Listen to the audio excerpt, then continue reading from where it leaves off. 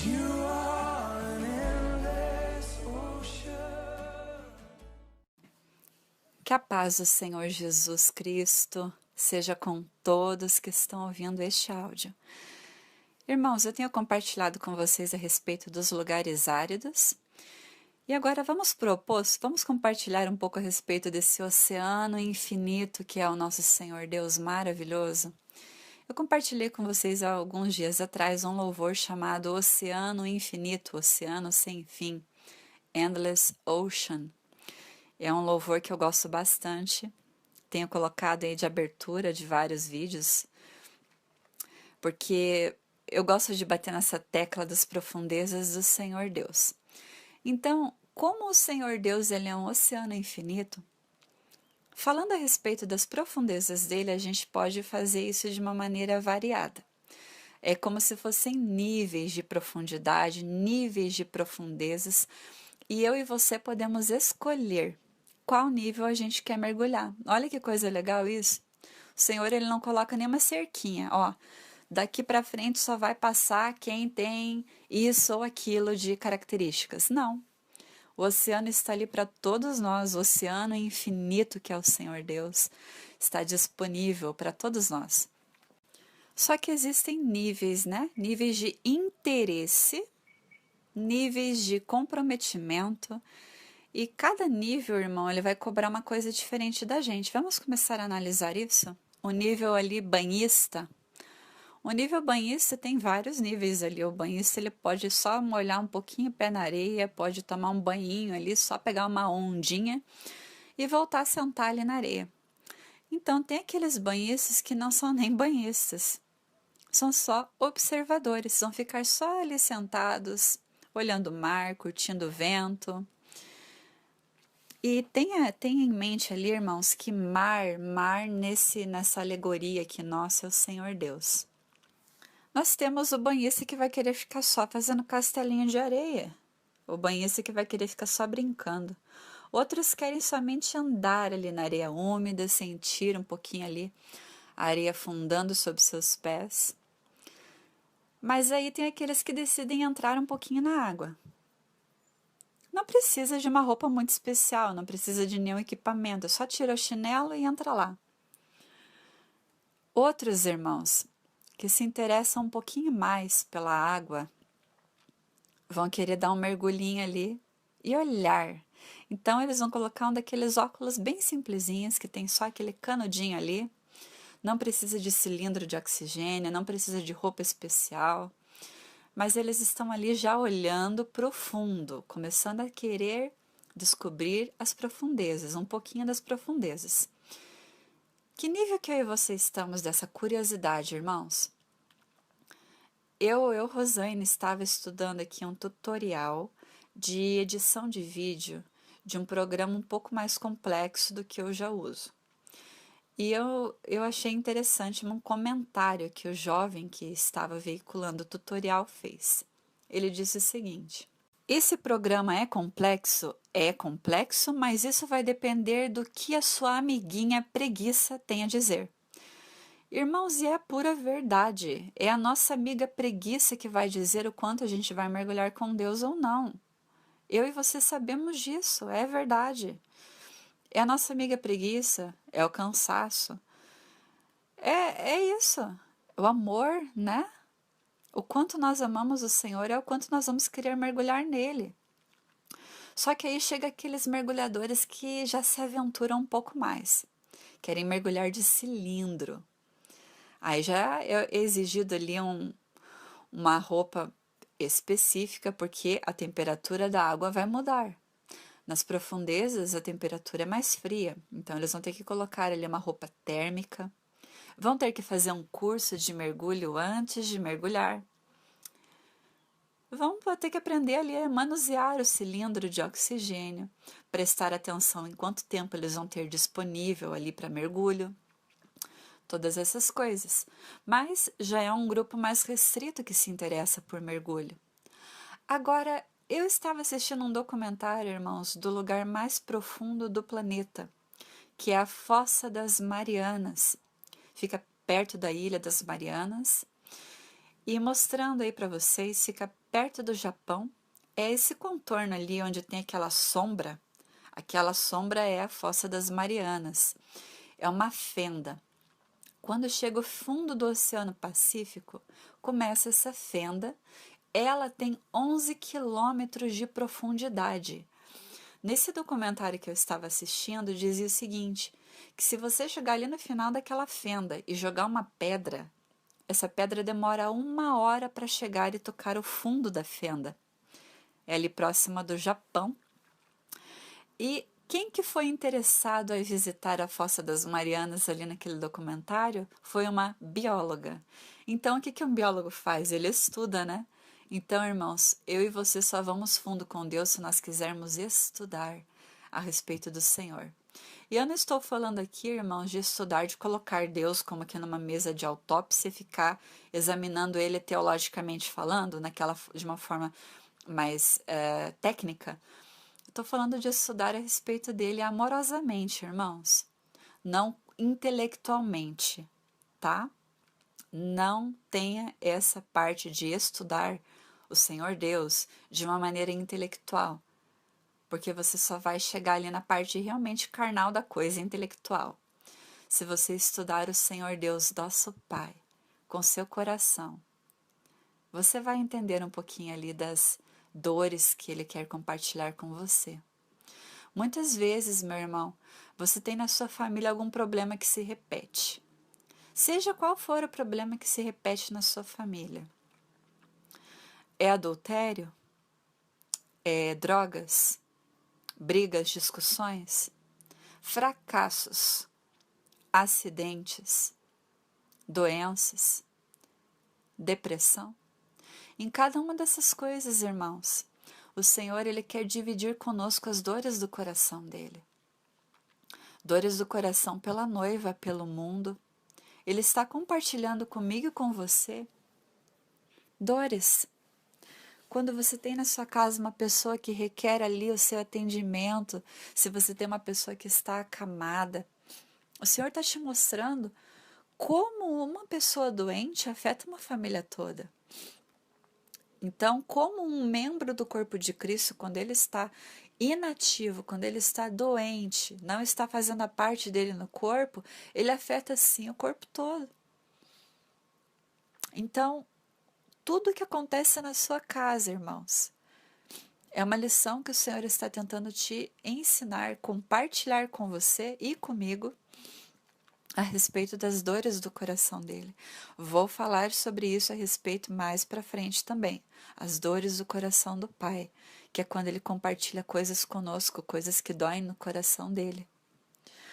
Falando então a respeito, voltando ali nas profundezas de Deus, na Fossa das Marianas espirituais, só se você tiver um amor pelo Senhor e quiser conhecer Ele mais profundamente, você vai ser um biólogo espiritual, irmão.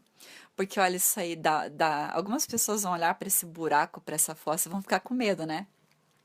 Vão falar, Deus me livre de entrar num lugar desse. Porque, olha, requer um submarino especial, é um submarino que foi desenvolvido especialmente para descer naquela profundidade.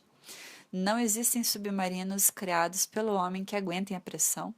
E até esse submarino, que é um dos mais potentes do planeta, ele não consegue descer até o fundo da Fossa das Marianas.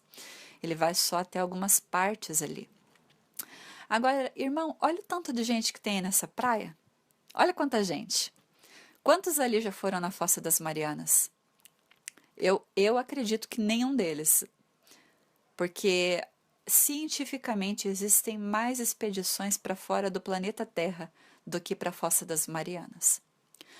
O ser humano conhece mais a superfície de Marte do que a Fossa das Marianas.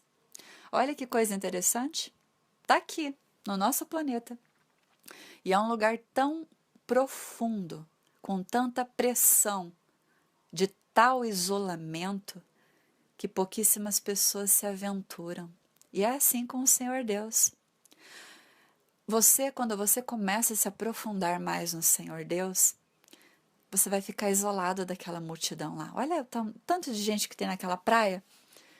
E a bióloga, ela foi ali com uma equipe bem reduzida. estudar as profundezas da Fossa das Marianas. E é assim para você que está buscando o Senhor profundamente.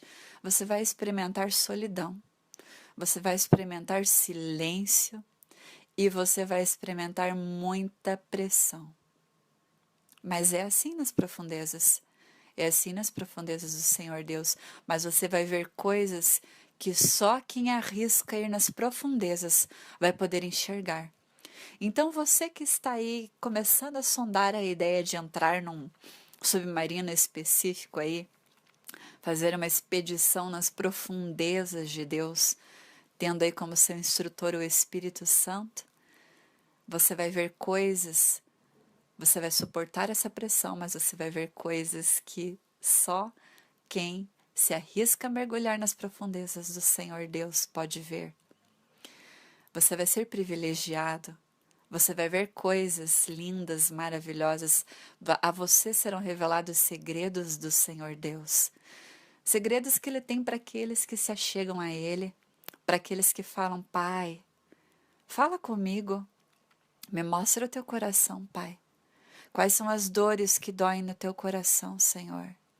Divide comigo, Pai, as dores. Eu quero terminar, irmãos, essa meditação aqui da Fossa das Marianas, lendo para você um trecho do livro Os Céus Abertos. Olha que coisa interessante. Quando a Hannah Rountree chegou lá no céu, tudo que ela queria era ver o trono de Deus. Só que olha a lição que ela teve. Estiquei todo o meu corpo até a beira da água e coloquei minha mão na corrente. Refrescante, mas... É a água? Perguntei-me a mim mesma. Não, eu pensei. Acredito que seja luz. Um grupo de anjos passou acima. Eles estavam voando em formação de V, como voa um bando de gansos. Quando voltei a olhar para a água, outro rosto estava olhando para a correnteza comigo. Olá, a voz de uma criança disse. Virei-me e me sentei para observá-la.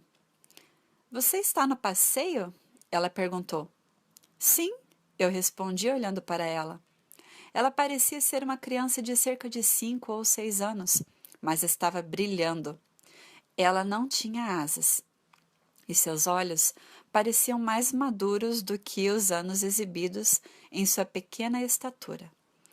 Ela usava um avental de chitá claro sobre uma muda de cor levemente curta. Seu cabelo era crespo e despenteado, como se tivesse acabado de brincar. Ela parecia uma garotinha, mas de vez em quando eu podia ver através da transparência de seus braços ou pernas, sabia que ela era um espírito. Ela era intrigante.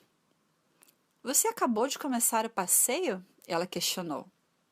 Sim, acho que sim. Por quê? Eu perguntei. Eu queria que você viesse brincar comigo, disse ela. Brincar com você? Eu disse incrédula. Em meu monte de areia, disse ela.